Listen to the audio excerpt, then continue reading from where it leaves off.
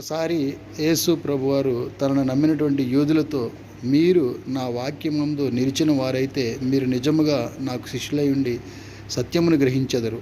అప్పుడు మిమ్ములను సత్యము స్వతంత్రులుగా చేయనని చెప్పగా, యూదులు, మేము అబ్రహాము సంతానము, మేము ఎవరికిని ఎప్పుడూ దాసులుగా ఉండలేదే, మరి మమ్మల్ని ఎలా మీరు స్వతంత్రులుగా చేయబడుదురని చెప్పుచున్నావు అని యేసుప్రభువారిని అడిగారు. అందుకు యేసుప్రభువారు, పాపము చేయు ప్రతివాడును పాపమునకు దాసుడు.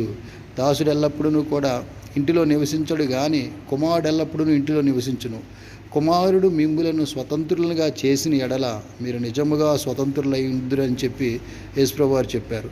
కాబట్టి నిజమైనటువంటి స్వాతంత్ర్యము మనిషికి ప్రభువైన యేసుక్రీస్తు వారి వలన మాత్రమే లభిస్తుంది. ఆ స్వాతంత్ర్యం అనుగ్రహించడానికి ఆయన తన ప్రాణాన్నే పణముగా పెట్టి ఈ స్వాతంత్ర్యమును మనకు సంపాదించి పెట్టారు.